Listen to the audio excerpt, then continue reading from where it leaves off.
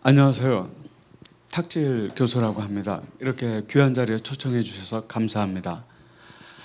오늘 제가 맡은 주제는 이단과 정치 권력의 유착, 악습의 역사와 현재 통일교 논란을 중심으로입니다. 코로나19를 전후해서 가장 저에게 생긴 큰 변화라고 한다면 교리적인 관점으로 보았던 이단 문제가 이제 사회적인 문제라는 관점으로 보게 된 겁니다.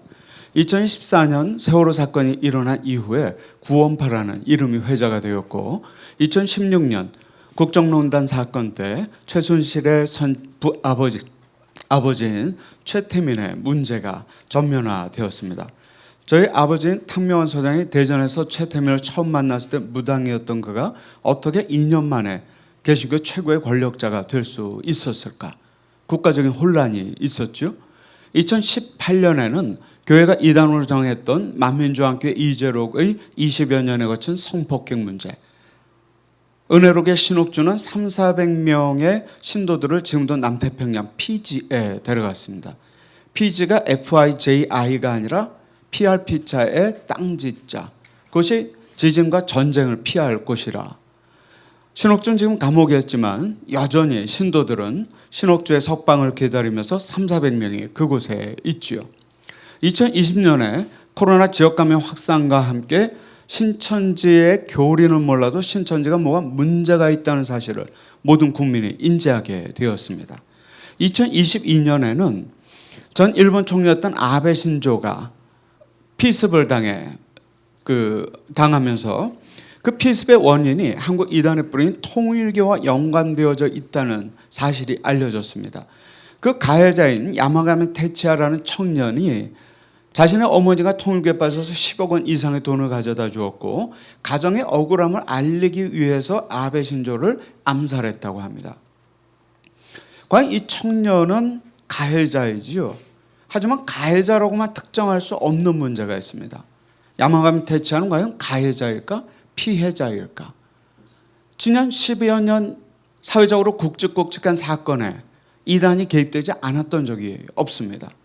넷플릭스 나는 신이다를 통해서 정명석 JMS 그가 얼마나 성적인 범죄자인지가 알려졌고, 그리고 단순히 피해자가 아니라 우리 이런 이단 문제가 생기게 되면 피해자의 배경, 가정 환경, 성격을 분석하면서 거침없이 2차 가해를 합니다. 근데 그들은 피해자가 아니라 생존자이지요. 그 아픔으로부터. 이런 문제를 돌아보게 되면 이제 이단 문제는 교리적인 문제를 넘어섰다. 이단 문제는 교회나 가정을 지키는 문제를 넘어서서 이단 문제는 이제 우리 나라를 지키는 일이 되었다. 그렇기 때문에 그리스도인들의 책무는 우리 나라를 지키기 위해서, 사회를 지키기 위해서 이단 문제에 관심을 가질 필요가 있다. 이단 문제 혹은 우리가 이단이라는 표현을 사실 우리나라만 씁니다. 컬트라고 보통 대부분 사용하죠. 이단이라고 우리가 사용하는 것은 굉장히 정통의 상대적 개념입니다. 그런데 방송용어로 등장을 합니다. 여기에 우리의 역할이 있는데요. 우리가 이단 규정을 제대로 해내고 대처를 했을 때는 주변 사회의 공감을 얻기가 쉽지만 규정을 하는 주체인 주류 종교, 교회의 정결성이 상실되었을 때에는 사회적으로부터 이런 이단 대처에 공감이나 동의를 얻기가 쉽지 않다는 상황이고, 오늘 우리가 그런 현실에 직면해 있지요. 이단 문제는 우리가 이성적이거나 상식적으로 접근하기가 어렵습니다. 정명석이 구속되었을 때 신도들이 서울 도심에서 수천 명이 정명석 무죄라는 시위를 했습니다. 왜 초등학교 출신의 교주에게 육사 서울대 출신의 신도들이 충성을 맹세하고 있는가? 그들에게는 옳고 그름의 잣대가 아닙니다. 오로지 복종과 불복종의 잣대만이 남아져 있죠. 우리가 이단 문제를 볼 때는 그렇기 때문에 상식적이고 이성적인 접근에서는 이단 문제의 심각성과 피해 그리고 그 본질을 이해하기가 어려운 것을 우리가 보게 됩니다. 그리고 최근에는 이런 신천지와 통일교가 정치권 유착으로 인해 가지고 사회적인 이슈가 되고 있고, 검경합동수사본부에서는 이 문제에 대한 그 수사가 진행이 되어지고 있지요. 일본에서는 아베 신조 사건 이후에 얼마 전에 일본 정부에서 통일교 해산 명령이 이루어졌고, 지금 그 범인 청산으로 들어가서 그 자금들이 피해자들 그 회복 보상을 위해서 준비가 되어지고 있는 그런 상황입니다. 이웃 일본도 이런 한국 이단 종교 통일교로 인해 가지고 심각한 사회적인 문제를 겪고 있고, 우리보다 더 심각하죠. 이 문제가 일어나자 일본 자민당에서 자체적인 조사를 했는데, 자민당 소속 의원 400여 명 중에 반수 이상이 통일교와 어떤 형태로든지 접점이 가지고 있었다라는 걸 스스로 밝힐 정도로 이게 치명적으로 정치권에 영향을 주고 있는 그런 상황입니다. 과연 이단 종교는 우발적으로 정치 권력과 유착했는가, 아니면 그들의 태생적인 한계인가? 좀 후자라고 생각을 합니다. 그걸 위해서 가장 대표적인 통일교의 정치권 유착을 그 기원을 한번 쫓아가 보도록 하겠습니다. 통일교의 정치권 유착은 60년대부터 시작했습니다. 소수의 통일교인들이 미국에서 시애틀 쪽에 정착을 했다가 그저 포교 활동이 안 되자 당시 반전운동, 베트남 전쟁 반전운동의 메카인 버클리로 왔고, 그 버클리 앞에서 어떤 누구도 하지 않았던 전쟁 찬성 시위, 반공 시위를 하게 됩니다. 결국 공화당과 CIA의 적극적인 후원을 이때부터 받게 되고 미국 사회에 가시화되어지게 됩니다. 그 이후에 닉슨과의 교분을 통해 가지고 통일교는 승승장구합니다. 워터게이트 사건이 일어나기 전까지. 그러고 나서 문선명은 거기서 큰 학습 효과를 얻게 됩니다. 자신과 같은 비주류, 기성종교 사회의 견제를 받는 우리들에게 정치 권력의 힘은 중요하다는 겁니다. 특별히 정치적으로 정통성이 부재한 정권은 절대적인 추종자가 필요하고, 정통성을 갖추지 못한 이단과 같은 종교는 자신들을 보호해줄 보호자가 필요합니다. 그렇기 때문에 이들과의 유착은 거의 운명과 같죠. 자기가 갖지 못한 것을 상대방이 가지고 있기 때문에 그러한 현상이 지금까지 이어지고 있는 겁니다. 일본의 아베 신조, 미국의 트럼프, 코로나 기간 동안 있었던 통일교 행사에 거액을 받고 출연을 합니다. 결국 아베 신조의 죽음으로까지 이어지게 되지요. 이 통일교의 정치 권력과의 유착은 미국 공화당, 일본 자민당, 그리고 우리나라에 이르기까지 아주 오래된 역사이고, 그 일부분이 요즘 나오는 것뿐입니다. 그게 특이한 현상이 아니지요. 미국에서 이런 경험을 한 문선명은 한국으로 들어옵니다. 한국에는 당시 군사정권이 등장했고, 통일교 문선명은 그의 교리에 발맞춰서 군사정권의 반공에 한 걸음 더 나갑니다. 승공. 또 다른 이단들은 거기서 한 걸음 더 나갑니다. 멸공. 저희 선친이 통일교 비판 활동을 하다가 정보부에 잡혀갔을 때 수사관이 그렇게 물어봅니다. 탁 선생은 왜 반공운동을 하는 통일교를 반대하느냐? 탁 선생 빨갱이 아냐? 이 논리가 통하던 시기였던 겁니다. 결국은 이러한 그 반공, 승공 활동을 통해서 대단한 물적인 토대를 만들게 되죠. 어떤 중공업, 그리고 부동산 시장에 있는 통일교 불패 신화. 과연 통일교가 제주도 특별자치도가 되는 걸 알았을까요? 여수에서 엑스포 열리는 걸 알았을까요? 평창 올림픽이 열리는 걸 알았을까요? 서울 춘천 도로가 뚫리는 걸 알았을까요? 왜 그 전에 땅을 매입했을까요? 정치적으로 고급 정보가 없으면 불가능합니다. 그렇게 그들이 자신들의 재산들을 재생산해왔지요. 이런 통일교 정치 권력의 유착은요, 단지 비단 지금이 아니라 당시 미국 하원에서 구성된 소위원회에서 이러한 통일교의 정치 권력 유착에 대한 조사를 했습니다. 그 위원장이 프레이저고, 프레이저 보고서라는 이름으로 알려진 이 책에 보면은 통일교가 미국에서, 일본에서, 그리고 한국에서 어떤 형태로 정치권에 유착되어져 있는지가 아주 자세하게 나와 있죠. 이 정치적인 보고서 안에 종교적인 문제들이 담겨 있다는 게 의아할 정도로 이 정치권 유착의 역사는 굉장히 오래된 역사이고, 문선명은 그것을 핵심 측근들과 함께 탁월하게 해온 것이요. 하지만 아들들과의 분란이 있는 한학자에게는 남편 문선명을 쫓아했던 그 일이 결국 이 사달을 만들게 된 겁니다. 문선명과는 조건이 달랐거든요. 이러한 문제에 대해서는 비단 미국이나 일본뿐만 아니라 영국에서도 이 문제를 대단히 자세히 다루었고, 놀랍게도 이 통일교에 관한 정보는 한국보다는 외국에 더 많이 있습니다. 그 중에 하나인 영국 런던 정경대학의 아일린 바커 교수는 통일교 전문가로 영국에서 문제가 생겼을 때에 이 통일교 문제를 통한 정치 권력 유착이나 혹은 이단 문제, 사이비 종교 문제에 대한 대단한 그 대처에 있어서 공헌을 세우게 됩니다. 우리가 참고할 만한 모델이고, 저도 이 현대 종교나 이단 연구를 하면서 참조를 하는데요. 이분입니다. 아일린 바커. 이분이 운영하는 연구소가 인폼이라고 있습니다. Information Network on Religious Movement의 이니셜인데요.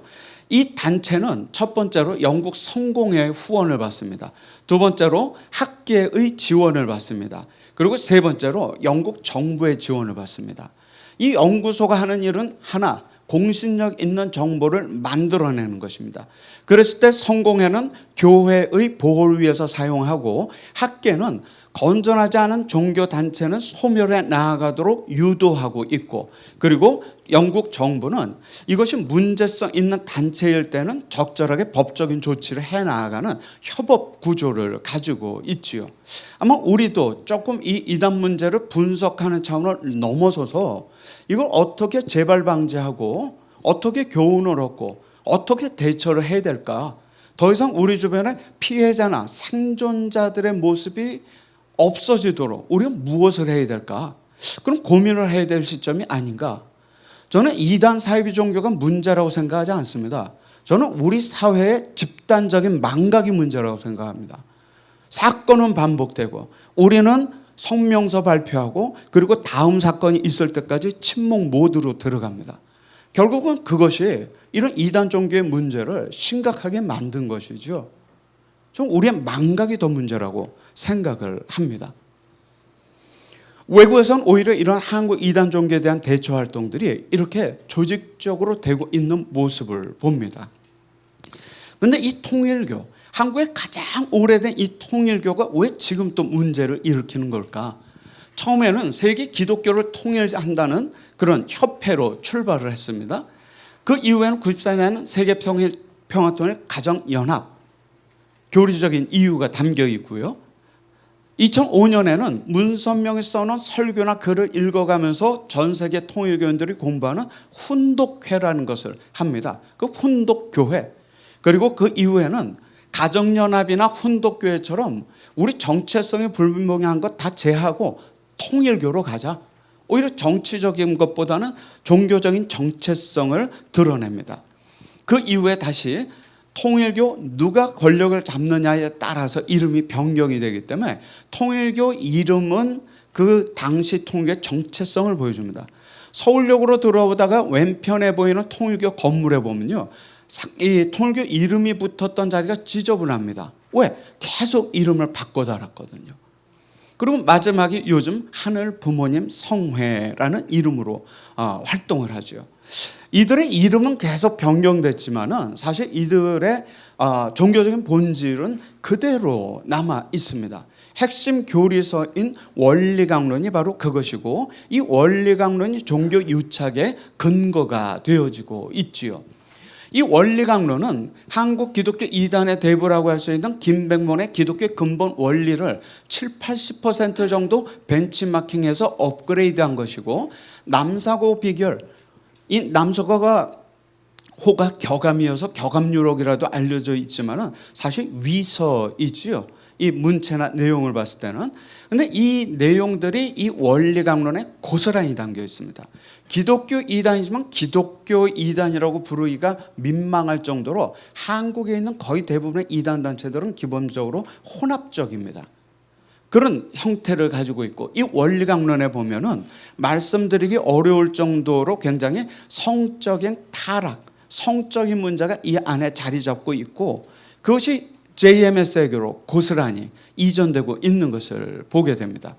오늘은 주제적으로 제가 교리적인 문제는 이야기하지 않겠습니다.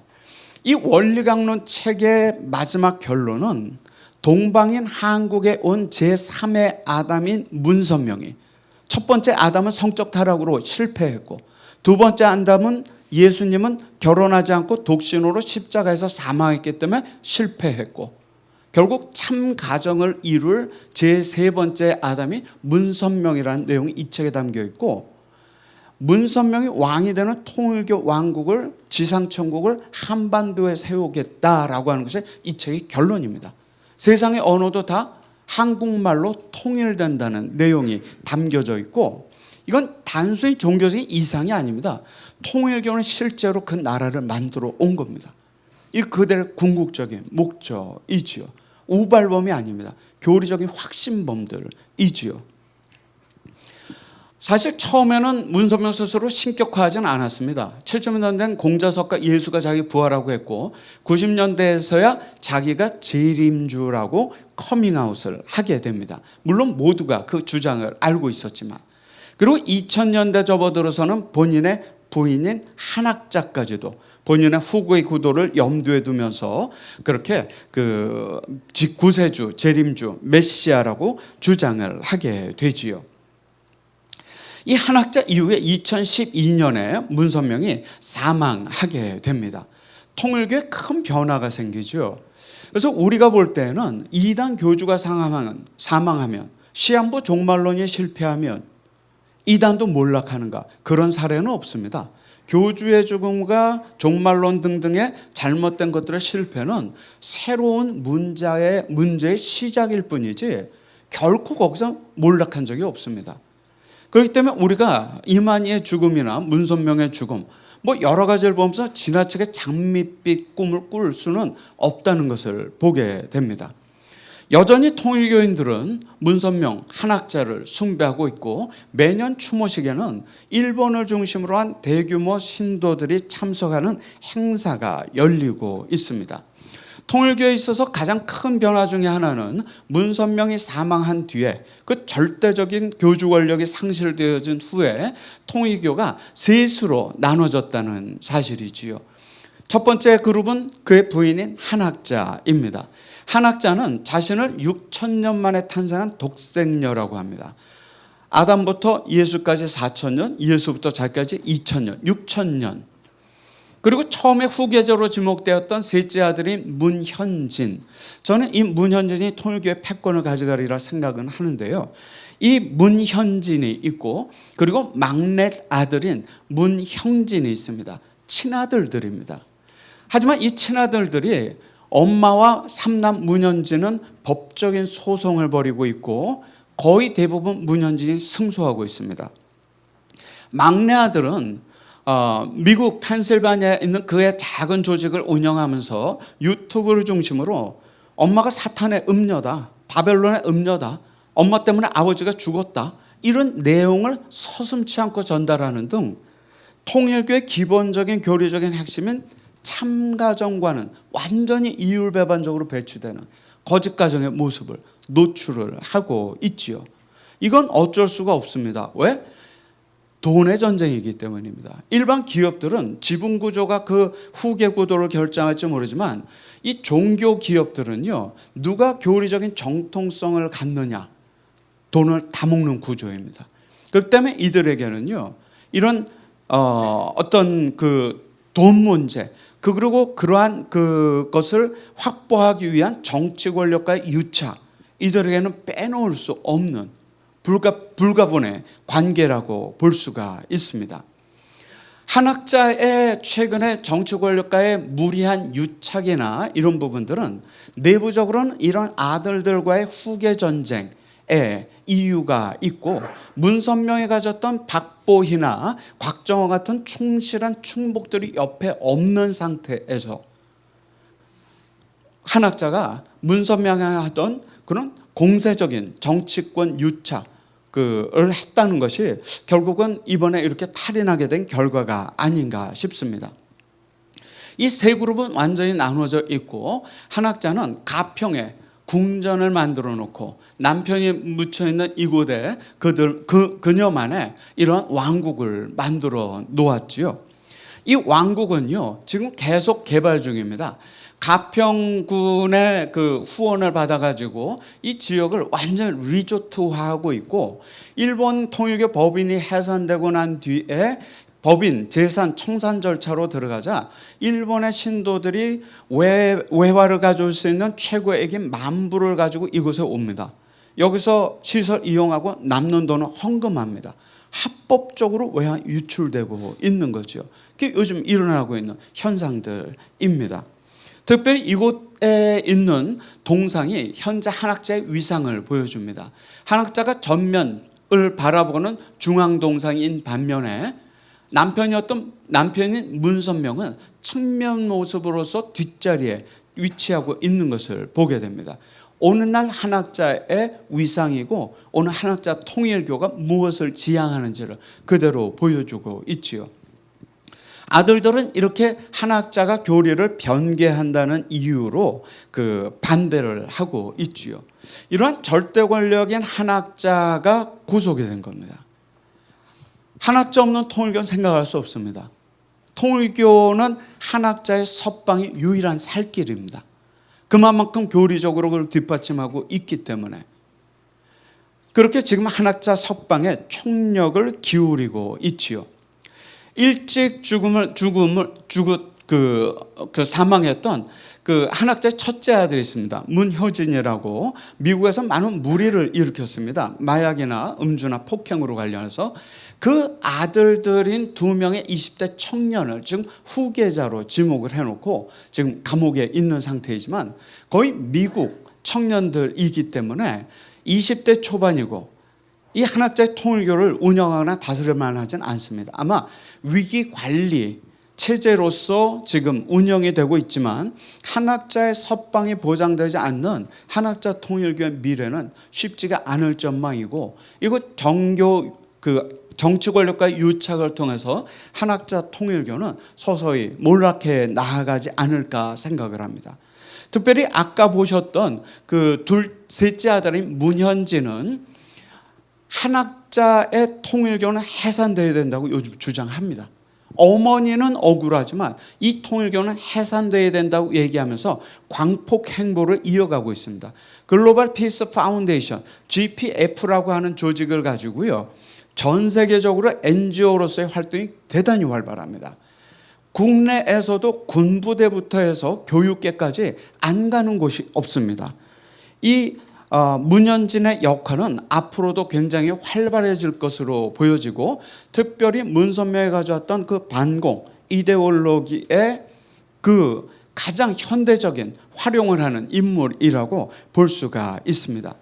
반면 셋째 아들은 종교상이 가장 짙었지만 지금은 후계 구도에서 좀 물러난 상태이고, 특별히 펜실베니아에 있는 생츄어리 철치라고 하는 자신의 조직에서 그 반자동 소통을 요한계시록의 철장이라고 주장하면서 예배 시간에 이런 소총 혹은 일본도 이런 것들을 가지고 교인들과 퍼포먼스를 하는 바람에 미국 사회에서는 굉장히 가십거리로 등장을 하고 있는 상황입니다. 이처럼 정치 권력과의 유착을 통해서 미국, 일본, 한국에서 성장했던 통일교가 정치 권력과의 유착을 통해서 지금 몰락해 나아가는 과정을 겪고 있고, 지금은 이런 후계 전쟁 속에서 어떻게 보면 한학자 통일교에게는 그러한 정치 권력과의 유착이 불가피한 운명과 같은 선택이었다고 볼 수가 있죠. 그렇다면 이 사건으로 통일교 문제는 지금 이제 약화될까? 그렇게 볼 수는 없습니다. 해외에서 인터뷰 요청이 있을 때마다 물어보는 내용은 통일교의 돈이 얼마냐라고 하는 겁니다. 여러분들은 어떻게 생각하시는지 모르겠습니다. 정답은요, 통일교의 돈은 얼마인지 아무도 모릅니다. 단지 추측이 가능합니다. 2005년에 통일교가 일본에서 현금 자본 3조 원을 가지고 왔다 합니다. 아까 통일교가 국내에 갖고 있는 땅이 1,400만 평입니다. 당시에 얘기했던. 신도수는 얼마인지 아십니까? 신도수는요, 이 후계자로 지목됐던 막내 아들 문형진이 유일하게 국내에서 기자회견을 통해서 2013년인가 밝힌 내용이 있습니다. 통일교에 출석하는 신도들은 국내 19,000명이다. 오히려 일본이 더 많습니다. 19,000명의 국내 신도들, 아마 그 중에서는 반 정도는 일본에서 결혼 이주해온 여성들일 겁니다. 그러니까 통일교 순서는 그 숫자는 굉장히 소수지요. 하지만 그들이 갖고 있는 경제력은 상상을 초월하지요. 그 1,400만 평이면 여의도를 훨씬 넘어서는 통일교의 꿈은 그러한 1,400만 평의 땅에 리조트를 짓고 리조트를 연결하는 리조트 왕국, 즉 그들만의 지상 천국을 만들어 나아가는 것이지요.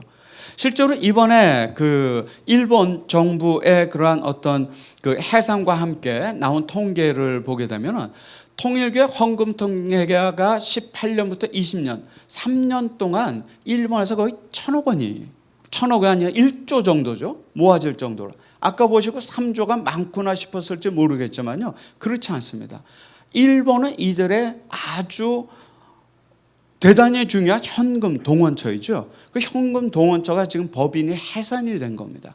그러니까 한학자에게는 내부로는 아들로부터의 후계 전쟁, 외부로부터는 가장 강력한 현금 기반이었던 일본 통일교의 몰락. 그녀에게 쥐고 싶은 동아줄은 단 하나죠. 권력, 정치. 남편 문선명이 해왔던 것처럼 그 문제가 이번에 터진 거죠. 특별히 가장 상징적인 사건이지요. 여의도의 랜드마크였던 63빌딩이 이제 TV에 등장하지 않습니다. 대신 빨간 띠가 쳐진 통일교 소속의 파크원이라는 건물이 나올 뿐입니다. 이 파크원이 개관할 때 삼남이 문현진이 이곳에 와서 개관 기념식을 주도했고, 최근 소송을 통해서 이 건물은 이 삼남이 완전히 승소해서 가져갔지요. 이 건물이 세워있는 이곳이 바로 통일교의 주차장 부지. 제가 저희 현대종교의 자료들을 저도 은퇴할 즈음이 돼가니까요. 현대종교의 자료를 제가 한 16년 동안 정리하고 디지털화해서 한 2년 전에 마무리했습니다. 총 분량이 1.7TB입니다. 그래서 지금 홈페이지를 구축해 놨고요. 약 2년 내로 이 모든 자료를 제가 무료로 다 띄울 겁니다. 어디서 있든지 간에 1차 자료를 보실 수 있도록. 저희 선침부터 저희가 해온 이 자료들을 저희가 소유하고 있는 게 아니라 관리하고 있다고 생각을 하기 때문에 사회와 교회로 그렇게 환원을 하는 것을 목적으로 하고 있습니다. 그런 자료 정리 과정에서 한 50년 전에 나온 통일교 자료를 접했습니다. 여의도에 세워질 통일교회 세계 본부, 여의도 통일교 주차장 부지에 세워지려고 했던 그들의 본부가 실행이 안 됐었죠. 50년 만에 세워진 겁니다. 통일교가 그들의 왕국을 세워나가는 방식입니다. 정치 1번지인 여의도의 랜드마크가요, 통일교의 주차장 부지에 세워진 그들의 건물이 되어진 거죠. 뿐만 아니라 경제적으로도 우리가 보더라도요, 교육계, 선문대학교, 청신국제 중고등학교, 통일교 학교인 걸 알면서 입시 설명하면 기독교 부모들이 몰립니다. 국제 중학교가 많지가 않거든요. 선화예술중고등학교, 문선명의 며느리인 그 박훈숙, 박보의 딸이죠. 영혼 결혼식을 한 문훈숙, 그 볼쇼이 발레단의 프리마돈나죠. 그녀가 운영한 유니버설 발레단, 세계 일보. 그들은 통일교와는 영향력이 없다 하지만 한학자가 세계일보 찾아가서 일일이 지시합니다. 거의 핵심적으로 세계일보, 용평 리조트 1화는 어떻게 언급할 수가 없습니다. 한 가지만 언급하면 1화에서 만드는 한 종류의 이 음료수 맥콜, 이 1화가 발표했습니다. 30년 동안, 지금 50년이 됐습니다. 30년 됐을 때 30년 동안 우리가 판매한 맥콜의 개수가 30억 개라고. 얼마의 돈일까요? 이 한 종류 음료수만. 국내에 있어서 정치, 경제, 문화, 교육 모든 분야에 통일교가 원리강론의 그들의 왕국을 이루기 위한 정치권마저도 그렇게 접근을 하고 있는 것이죠. 통일교의 정치권 정치권 유착, 이단들의 이런 활동은 그 본질적인 이면에 숨어 있는 교리적인 이해를 하지 않으면, 그렇기 때문에 교회의 책임이 큰 겁니다. 사회는 예를 들어서 정명석의 범죄를 그저 반사회적인 비윤리적인 범죄로 봅니다. 하지만 정명석은 자칭 재림주로서 그런 범죄를 할 수밖에 없는 태생적인 한계가 있는 겁니다. 못 멈춥니다. 계속합니다. 심지어는 감옥에 10년 있다 나와서 전자발찌를 차고 나와도 해야 합니다. 스스로 재림주이기 때문에. 종교범죄는요, 확신범들이고 재발 가능성이 있고 지속됩니다. 종교범죄를 가중처벌해야 되는 이유가 거기에 있죠. 하지만 현재적인 실정법으로는 어렵지요. 예를 들어서 신천지에 빠진 딸이 가출했다. 부모가 할 수 있는 것은 1인 시위밖에 없습니다. 경찰에 신고하고 경찰서에 딸이 와갖고 내가 있고 싶은 것은 신천지다. 모든 상황 종료됩니다. 언론도 웬만큼 심각하지 않으면 보도 안 해줍니다. 결국 부모들이, 가족들이 나설 곳은 길거리밖에 없죠. 그래도 도움받을 수 있는 것이 일반 방송의 시사고발 프로그램. 그래야지 그나마 잃었던 경제적인 부분이라든지 피해 회복이 가능하지요. 완전한 사각지대입니다. 특별히 가장 안타까운 일은 이 가정에서 태어난 2단 2세들. 아까 그 일본 아베 신조를 피격 살해한 그 야마가미 테치아도 결국은 2세거든요. 부모야 자기의 선택으로 2단을 갔지만 자식들은 운명적으로 그 안에 태어난 거거든요. 세상과의 비교 없이 온전히 자신의 정체성이 되어버린 겁니다. 그들로 인한 혼란들이요, 지금 눈앞에 있습니다. 대부분이 지금 20, 30대입니다. 우리가 그렇게 얘기합니다. 속히 2단에서 나와야 된다고. 저는 이 얘기를 가장 무책임하게 생각합니다. 10대가 20대 초반이 친엄마 아빠 버리고 가정에서 나오라고요? 가능하겠습니까? 사회가 교회가 아무런 안전장치조차 해주지 않고 그 2단이니까 거기서 나오라고요? 저는 가장 무책임한 얘기라고 생각합니다. 우리들의 교회와 사회적인 안전장치가 없이 이 2단 2세들로 인한 문제는요, 한국 사회의 예견된 문제로서 앞으로 작용할 거라고 생각을 합니다. 일본이 지금 그렇게 하고 있듯이. 미국이나 외국도 마찬가지입니다. 한 예만 들어보겠습니다. 뉴욕타임즈에서 초밥과 관련된 미국의 스시가 들어온 역사에 대해서 이야기를 하면서 뭐라고 얘기하냐면요, 통일교가 운영하는 수산회사입니다. 초밥용 생선을 공급하는 트루월드라고 하는, 트루월드 푸드라고 하는 회사인데, 놀랍게도 미국 카나다에 있는 8,300개 초밥 레스토랑에 생선을 공급합니다. 여러분들이 미국 가서 초밥을 드신다? 확률 높습니다.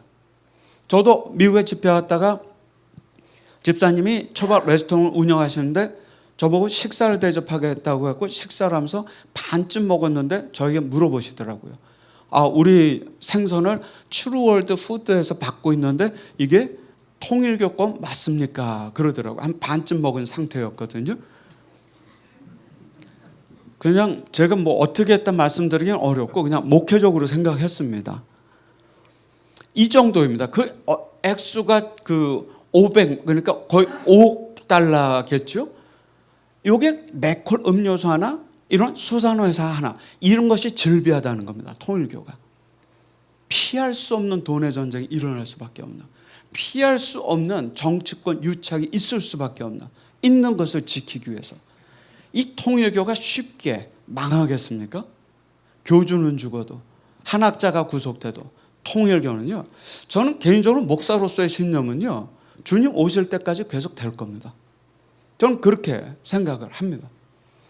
그리고 우리가 알고 있는 사각지대, 북한도 예외는 아닙니다. 1992년에 문선민 한학자가 김일성을 만나고, 이 평안북도 정주 사람입니다. 이단 교주들을 보면은요, 우리 교회사적으로, 제가 교회사를 전공하면서 보면은 저는 교회사를 제가 하고 싶어서 하고 이단 연구는 아버지 때문에 한다 생각했는데 이게 동전의 양면이더라고요. 교회사를 연구하니까 가장 많은 이단들이 생겨나고 발흥했던 시점이 우리의 신앙과 신학이 가장 성장하고 성숙했던 초대교회 300~400년이더라고요. 미국에서 이단들이 가장 발생한 여호와의 증인 뭘 먹여? 안 씻겨. 미국에서 19세기 초반에 제2차 각성운동이 일어났던 부흥의 시기였습니다. 우리나라의 초대 이단 교주들, 문선명, 박태선, 한학자 다 평안도 사람들입니다. 동방의 예루살렘인 평양이 있던 그곳, 우리 장로교의 신앙의 고향. 교회가 부흥할 때 이단도 함께 생겨납니다. 신앙 연륜, 성경에 대한 지식 아무 상관없습니다. 누군가가 이단이 노리고 접근하면 미혹될 수 있는 게 팩트입니다. 누구든지 이단에 빠질 수 있는 거죠. 전 그래서 이단에 빠진 피해자들 상담을 하거나 하면요, 제일 먼저 부끄러워하지 말라고 얘기합니다. 죄책감도 갖지 말고 그 대신 숨기지만 말라고. 우리는 이단 피해가 발생하면요, 피해자에게 주홍 글씨를 붙이는데 아주 집중합니다. 그들의 책임이 아닌데도 불구하고 원인 제공자와 가해자는 저곳에 있는 이단인데 왜 우리는 피해자에게 집중하는지 모르겠습니다. 그들의 생존을 도와야 될 우리가. 그게 이단 문제의 어려운 점이죠. 역시 통일교 문선명에게도 이 북한 진출은 핵심적입니다. 가서 문선명이 김일성을 만난 이후에 현대 아산의 대북 사업은 흔들려도 통일교 대북 사업은 흔들린 예가 없습니다. 개성공단이 폭파되고 금강산 관광이 중단돼도 통일교는 멈춘 적이 없습니다. 김일성의 지시로 평안부터 정주군 덕원면 상사리 문선명의 고향에 문선명 생가를 복원해놓고 그곳을 정주평화공원이라고 부르면서 이 통일교인들의 성지순례가 이어집니다. 오른편에 있는 평양 대동강 옆에 보통강에 있는 보통강 호텔입니다. 아마 평양 방문하신 분들은 아실 거예요. 이 호텔에서 주무셨을 겁니다. 통일교 겁니다. 제가 통일부에 문의를 했을 때 통일교 통일부 자료에 따르면 북한에서 가장 흑자를 올린 호텔입니다. 통일교 소유주요. 이 호텔 건너편에 보면 센터라고 해서 저렇게 센터가 지어져 있고 그 2층에는 통일교 평양 가정교회가 운영이 됩니다. 저는 이 북한 선교가 눈물을 흘리는 낭만적인 선교가 아니라고 생각합니다. 우리가 다시 100년 전 그때처럼 복음을 들고 우리가 그 땅으로 들어갈 때 이미 그쪽에 기독권을 갖고 있는 통일교가 우리들의 복음 전도로 그냥 보고만 있을지 아마 피할 수 없는 일전이 있으리라고 생각합니다. 북한 선교는 통일교 대처 없이는 가능하지가 않습니다. 통일교를 뛰어넘어서 압록강 두만강을 건넜을 때 동북 삼성에 있는 한국의 모든 이단들이 기다리고 있습니다. 갈수록 태산입니다. 그게 우리가 지금 처한 세계 선교는요, 한국교회 해외 선교는 이단 대체 없이는 불가능한 상황입니다. 그런 형태가 지금 자리 잡고 있는 상황이지요. 뿐만 아니라 통일교 사업체, 특별히 평화자동차, 통일교가 70% 지분을 가지고 있고 북한 정권이 30% 지분을 갖고 있는 이 자동차 기술은 피아트 자동차입니다. 이태리 기술입니다. 일본 중고차가 없어지고 거의 다 이걸로 대치가 되고 있죠. 최근에 이 자동차 회사를 한학자가 구조조정을 하면서 북한 정권에 넘겼다는 얘기가 제가 일본에서 그 정보를 듣고 통일부에 한번 확인 요청을 했는데 뭐 시인 긍정도 부정도 안 하시더라고요. 아마 그 대신 이 회사를 북한 정권에 넘기는 대신 통일교가 북한 전역을 아우르는 유통망을 대가로 받았다는 이야기가 일본 쪽으로부터 나오고 있는데요. 아마 그 상황이 된다고 한다면은 이 북한의 통일교라고 하는 건 우리가 상상하는 것과는 완전히 차원이 다른 상태에서 정착해 있다고 볼 수가 있고, 김정일이 사망했을 때 문선명의 막내 아들과 그 세계일보 사장했던 곽정환 등등 고위 인사들이 아예 조문을 갑니다. 김일성, 문선명의 생일이 되면 김일성, 김정일이 보내는 풍산계, 상삼 이런 것들이 백주대낮에 롯데호텔에서 전달이 됩니다. 제가 우리 국정원장했던 어떤 장로님께 여쭤봤습니다. 통일교는 왜 이렇게 활동을 하는데 국가는 가만히 있나요? 통일교는 거의 취해복권 지역이라고 합니다. 국적으로도 그렇고. 저는 국가보안법이 왜 엉뚱한 데 쓰인지 모르겠습니다. 이 통일교를 놔두고 백주대낮에 이런 일이 일어나고 있는 것을 보게 됩니다. 그러니 이 통일교가 정치권에 대해서 어떻게 생각할까요? 정치권에 그동안 자기들이 뿌린 그 자금들, 그 장학생들에 대해서 어떻게 생각할까요? 정치인들이 자기를 찾아와서 굽신굽신하는 걸 어떻게 봤을까요? 미국에서, 일본 자민당에서, 국내에서.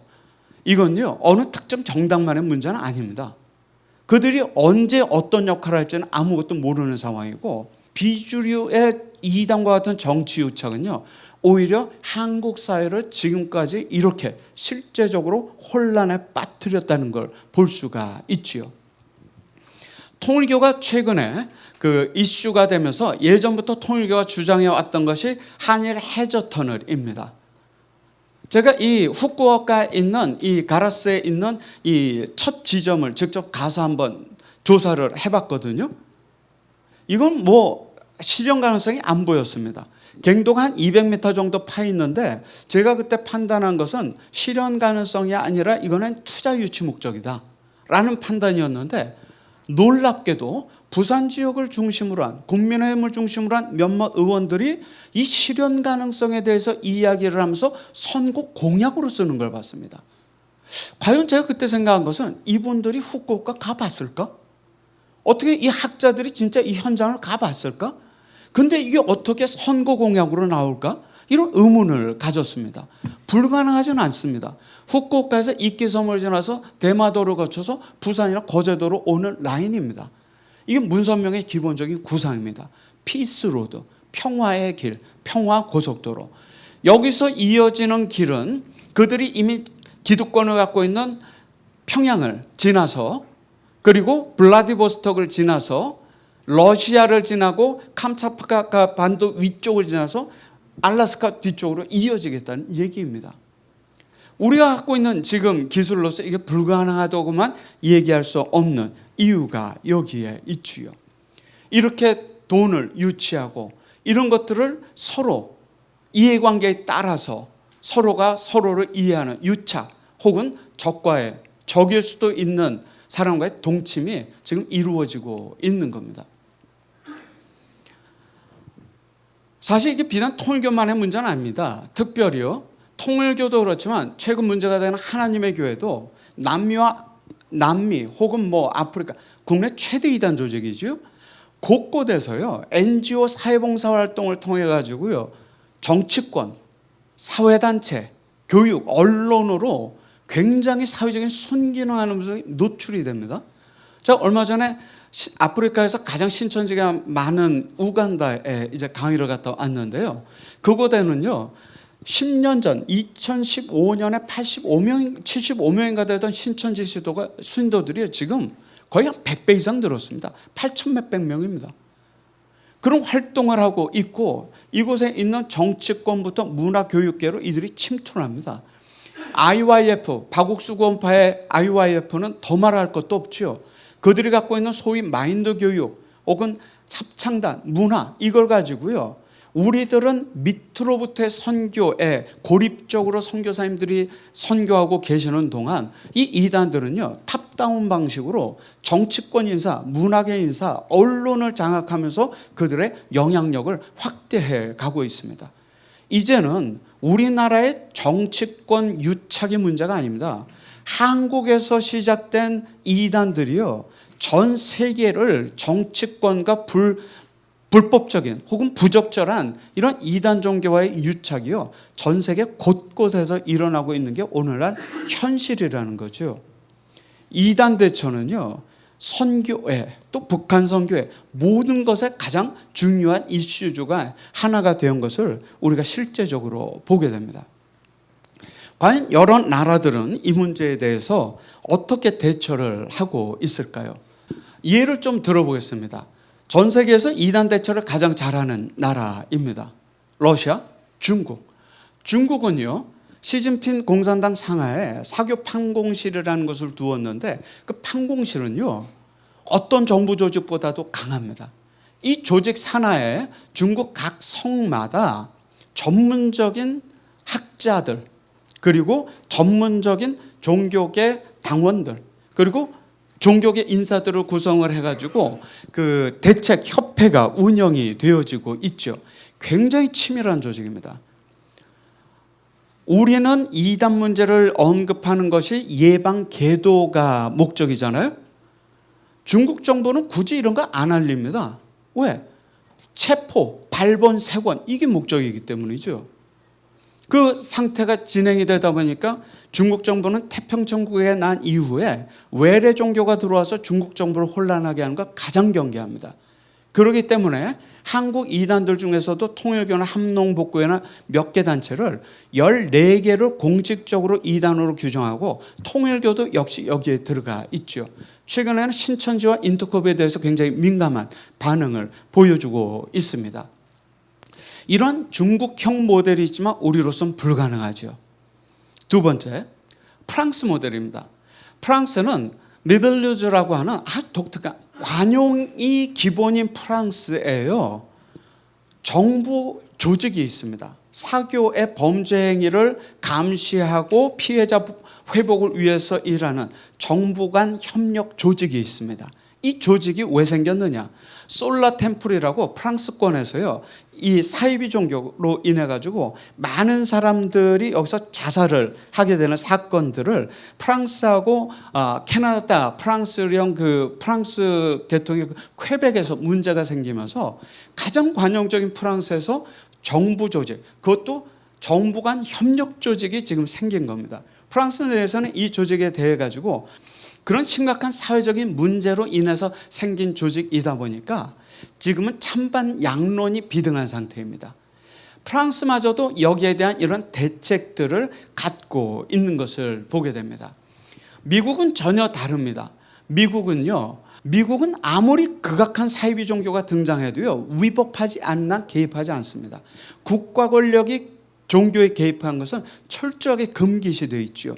그래서 텍사스 와코에서 수많은 그 이단 사이비 종교로 인한 피해가 일어났을 때 그것이 정부 조직의 개입이라고 생각해서 그 이듬해에 일어났던 오클라호마에서의 주정 그 기관의 폭파 사건 때도 이 미국에서는요, 사후 조치만 있을 뿐입니다. 예방 조치가 쉽지가 않습니다. 저는 공감합니다. 왜? 헌법적 가치는, 종교의 자유는 가장 보수적으로 지켜야 될 가치라고 저는 생각을 합니다. 수많은 부작용에도 불구하고. 그러다 보니까 프리덤 오브 마인드 리소스 센터나 컬트 에듀케이션 인스티튜트처럼 굉장히 공신력 있는 이런 개인 기관들이 왕성한 활동을 하면서 정보 제공들을 사회와 국가에 하고 있죠. 영국의 인폼은 아까 제가 말씀드린 그런 조직이고요. 저는 미국의 저 조직처럼 그런 정보 제공을 굉장히 중요하게 생각하면서 사실 제 모델은 이 영국의 인폼을 좀 많이 따라가고 있는 편입니다. 이런 조직적인 대처가 이루어지고 있고, 또 제가 최근에 주목해서 보는 것은 일본의 전국 영광상법 대책 변호사 연락회인데요. 통일교가 일본 사회에서 돈을 번 이유는요, 몇 푼 안 되는 도자기, 도장 이런 것이 영적인 그게 있다고 해서 사람들에게 수천만 원, 수억 원에 파는 겁니다. 순수익이죠. 영어로 스피리추얼 세일즈라고 해가지고 사실 종교 사기입니다. 이번에 일본 법인 해산을 통해서 남겨지는 재산들이 아마 이 피해 보상을 위해서 사용될 거고, 실제로 판례들이, 승소 판례들이 계속 나오고 있죠.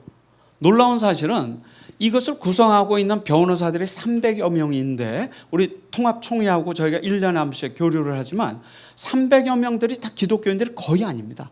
하지만 그들이 법적인 자문을 통해서 실질적인 피해자 구제를 하고 있는 것이지요. 그런 피해자들을 구제하면서 이번 아베 신조 사건 이후에 정부 쪽에서요, 법을 바꾼 게 아닙니다. 그 논의를 길게 한 게 아닙니다. 실질적으로 피해자에게 어떻게 도움을 줄 수 있는가. 우리가 그 관점을 가지고 얘기할 때 교회는 피해자의 눈을 통해서 이 문제를 보지 않으면 본질을 볼 수 없다고 저는 생각합니다.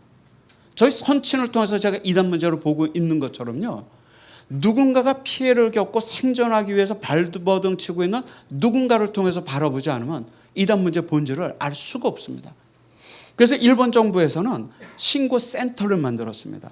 누군가가 이런 종교 피해, 사기, 범죄 행위에 대한 피해가 발생했을 때 연락을 하면은요, 원스톱 서비스입니다. 법적인 대응, 행정력, 상담 이런 것이 하나로 이루어질 수 있도록 안전장치를 만들어 놓은 거죠. 저는 이 모델을 우리가 곰곰이 생각해 볼 필요가 있다고 생각합니다. 한국적 상황에서 과연 이러한 논의들이 만약에 실속 없이 오래 끌어진다라고 한다면 결국 피해자들은 그 시간도 계속 고통받을 것이다. 실효성 있는 대책과 안전장치와 조직을 우리가 구축하고 그와 함께 병행해서 실효성 있는 우리에게 맞는 이런 안전장치, 법적인 장치들을 만들어가야 되지 않을까라고 생각을 하고요. 저는 그러면서 이 지역을 기반으로 한 활동의 중요성을 보게 됩니다. 중앙에서 모여서 우리 총회, 통합총회처럼 이제 우리 총회가 정책 결정을 하지만 사업은 노회가 하는 것처럼요. 우리가 이단 문제에 대해서는 글로벌하게 우리가 논의하더라도 그 실천의 현장은 자기가 있는 그곳 지역이 되어야 됩니다. 저도 현대종교와 또 학교에 있지만은 제가 부산 지역에 있는 그 이단 상담소, 초교파적으로 운영하는 부산 성시와 이단 상담소 소장을 맡고 있는데요. 저게 2012년에 세워져서 지금까지 신천지를 비롯한 피해자 상담을 1000건을 했습니다. 1000여 건을. 그중에 92% 이상이 회복이 되었고 작년만 저희가 48분을 상담했는데 그중에 44분이 돌아왔습니다. 저희는 교파가 초교파적으로 운영하기 때문에 어떤 상담료도 받지 않습니다. 저도 자비량입니다. 만약에 지역에 있는 거점교회 몇이 이러한 일본식의 우리 지역 기반식의 정보와 교육, 상담과 회복을 하는 이런 조직들을 구축해 나아가고 이 구축과 함께 또 영향력이 있는 기독교 지도자들이 이런 법적인 문제를 접근해 나아갈 때 균형 잡힌 이런 정치권 유착의 이단 피해를 막을 수 있는, 선제적으로 막을 수 있는 그런 길이 열릴 수 있다고 생각을 합니다. 아마 열린 결론이지만 이걸 통해서 우리에게 필요한, 우리가 지금 하지 않으면 못할 고통받는 피해자들을 고려하는 그런 실효성 있는 대책이 중심이 되어지고 그것을 기반으로 강화시킬 수 있는 법적인 혹은 어떤 그런 것들이 보완되어져야 하는 것이 이런 반복적으로 일어나고 있는 정치권 유착의 폐해를 우리가 막을 수 있는 가장 실현성 있는 가능한 그런 방법이 아닌가 생각합니다. 너무 소리를 크게 해서 죄송합니다. 여기까지 하겠습니다.